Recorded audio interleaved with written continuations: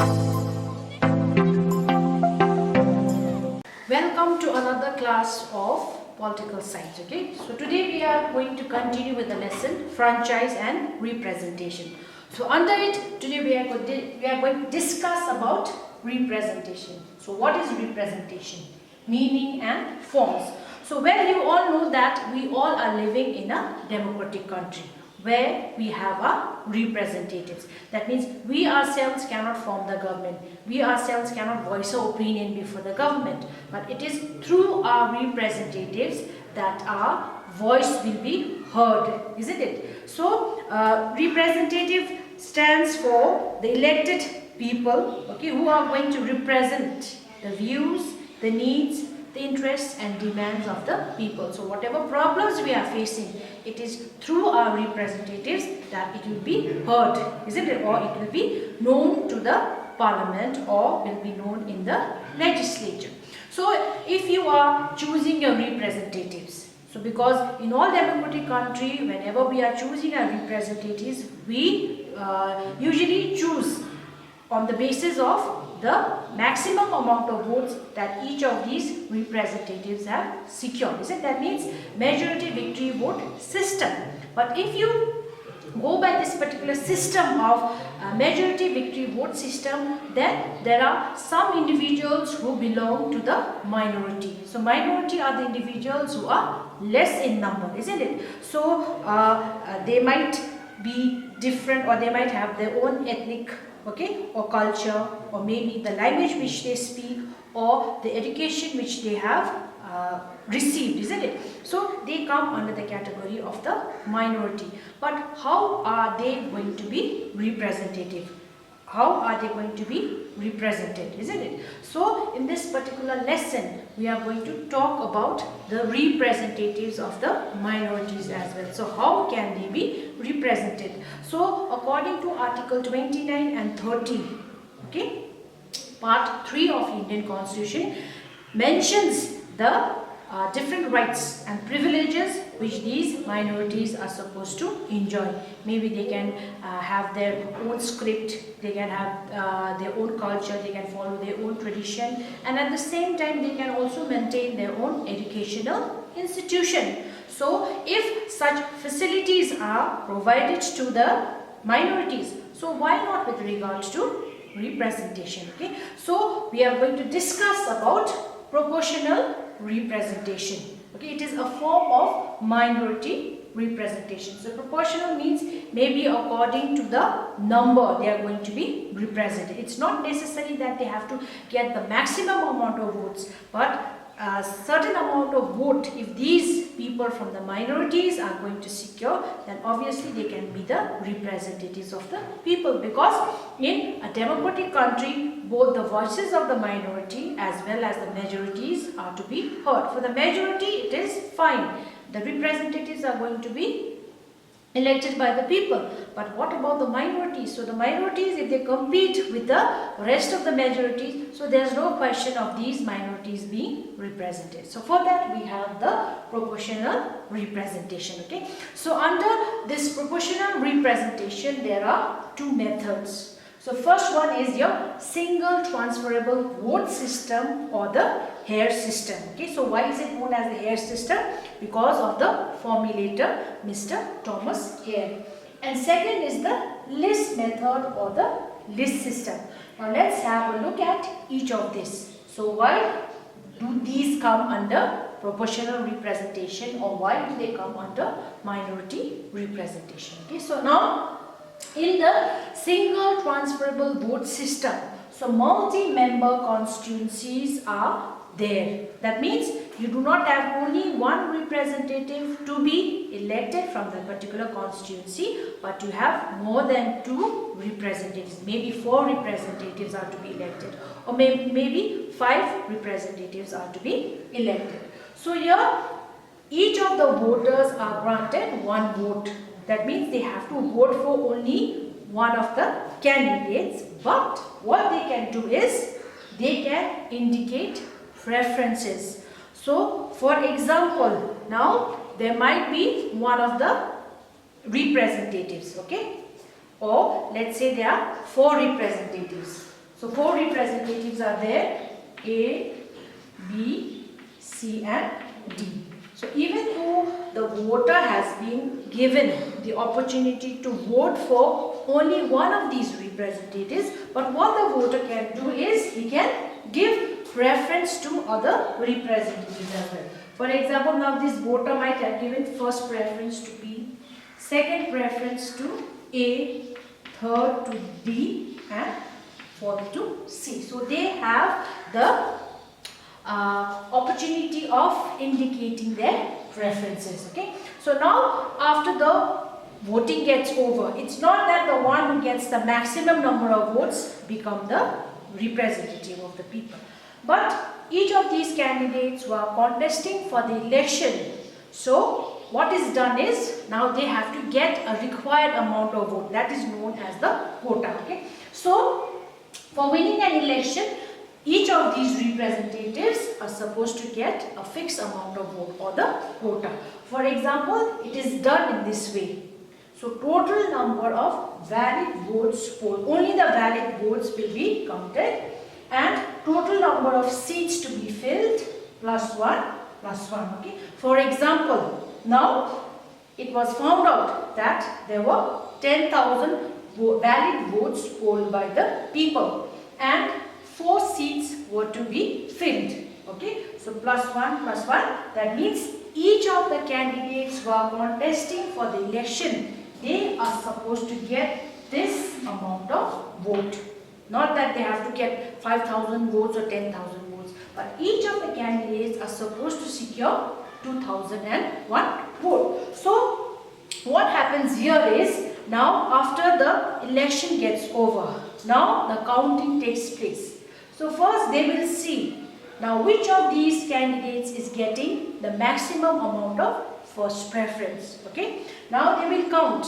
So if it is found out that one of the candidates who is getting the first preference, so he is getting more than 2001 votes. So maybe he is getting 5,000 votes, or maybe he is getting 6,000 votes. That means he has an extra vote, isn't it? So automatically he becomes a representative of the people. But what about his extra votes? Then the next counting takes place, another round of counting takes place. Then they will find out now which is the candidate who is getting the maximum amount of second preference. So maybe there might be another candidate who is getting the maximum amount of second preference, but he might not be able to reach that number, isn't it? So that number can be added from the candidate who has got more votes. Maybe the candidate who has got the first preference, he has extra votes, so it will be added to the candidate who has got the most second preference, but maybe he is not getting this amount of vote. Okay, so second round, third round, fourth round, fifth, or maybe sixth to seventh round of counting takes place, until and unless each of the candidates get this amount of vote. And among these, so there are only 4, but there might be other candidates also, isn't it? There might be other candidates also who had contested for the election. But other candidates might have just secured 50 votes, or they might have just secured 100 votes. So what is done is, their names will be removed from the list. But whatever amount of votes they have got, it will be given to the next candidate, until and unless each of the candidates get this required amount of vote. Okay, so there is provision of transfer of votes. That means none of the votes are going to get wasted. Each of the votes are going to be added to the other candidate until and unless, okay, they get the required amount of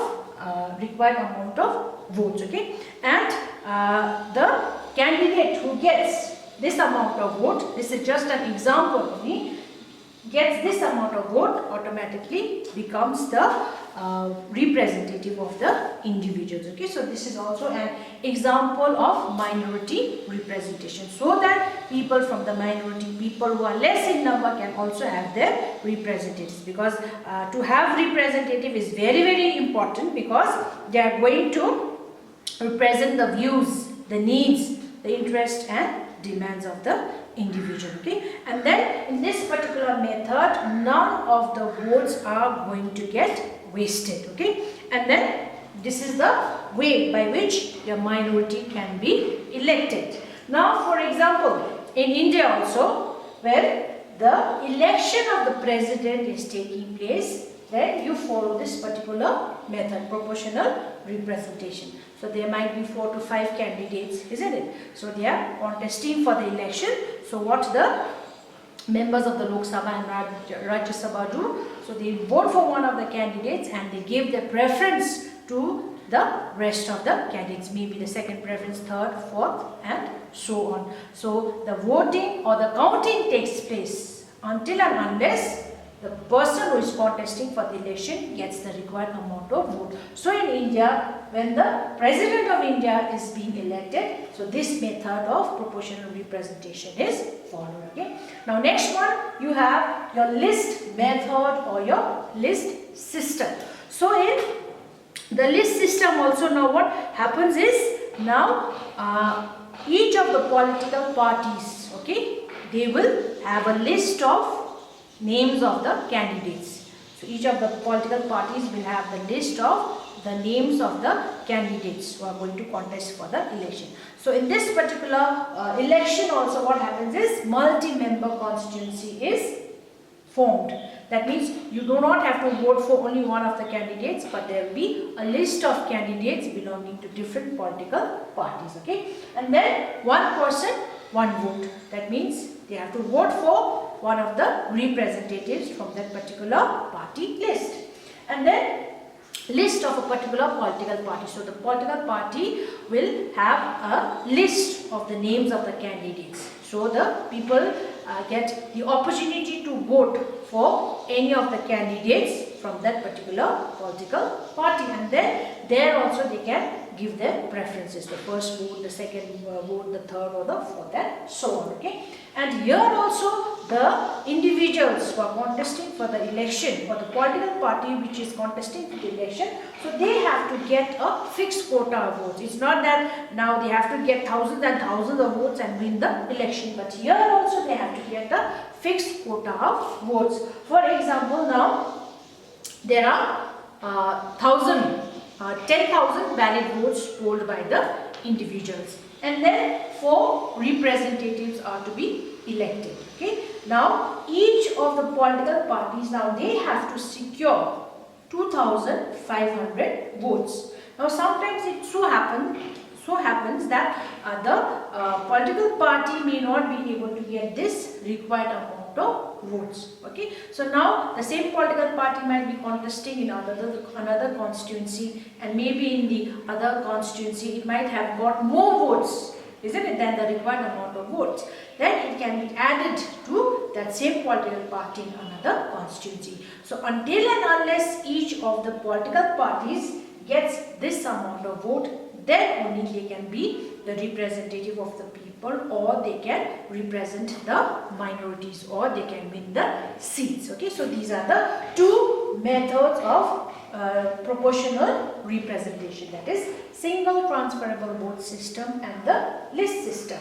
Now besides that, now there are other forms of minority representation. Okay, so other forms of minority representation are cumulative vote system. Now in a cumulative vote system, now there are candidates who are contesting for the election. Okay, so multi-member constituencies are elected once again.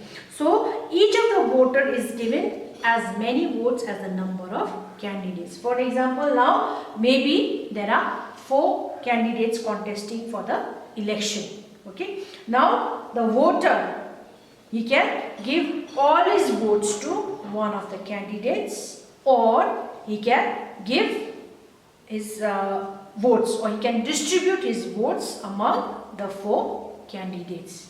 Okay, so here in this cumulative vote system, again multi-member constituency is created, and the individuals, the voters, are given that number of votes as the number of candidates who are contesting for the election. So it is up to the electorate to decide whether he wants to give all his vote to one candidate, or he wants to distribute the vote among the 4 candidates. Okay, so this way now what happens is it becomes easier for the minorities to choose their representatives. So out of the 4 candidates, one of them might be a minority candidate. So people belonging to the minority obviously will vote for that particular candidate. So this way the people or the representative of the minorities get elected. Now next one is reservation of seats. So in some constituencies, okay, so seats are reserved for the minorities. So from that particular constituency, only individuals who belong to the minority can contest for the election. So when the electorates, okay, they go to vote. Now what happens is, now there is the candidate belonging to the minority representative, isn't it? So they have to vote for him. Okay, so there might be other candidates also belonging to the minority, so they have a choice to vote for that particular representative. So where seats are reserved specially for the minorities, so there is every possibility of the candidate belonging to the minority being elected. And finally you have the nomination of representative of minorities. Now especially under this system, okay, so the head of the state, so what he does is he has the right to nominate some representatives who belong to the minority. Okay, so for example in India, the head of state, that is the president, has the right to nominate 2 members to the Lok Sabha, okay, who are from the Anglo-Indian community, because the people belonging to the Anglo-Indian community are less in number, so they cannot compete with the others, isn't it? They cannot contest the election with the others. So what the head of state does is he nominates 2 members of the Anglo-Indian community to the Lok Sabha. Okay, so this was something about the representation, and especially representation of the minority. So you'll have to remember that in a democratic country you have people belonging to the majority as well as the minority. So you have to have the representatives belonging both to the majority as well as the minority. So if you go by the majority victory vote system, so there will be less chances of people belonging to the minority being elected. Okay, so such methods are there in the countries where people from the minorities can also have their representatives, so that it becomes easier for the minorities to voice their opinion okay, before their representatives, and these representatives are going to place forward the demands, the wishes, the ideas of the people before the government. Okay, so with this we come to the end of the explanation of representation. So we still have some more portions left in this particular chapter, franchise and representation. So what I would like you all to do is go through the chapters, to read the chapter once again to be more clear. Okay, and in the days to come I shall be sending you the assignment which is related with the chapter. So thank you very much. Stay home, stay safe.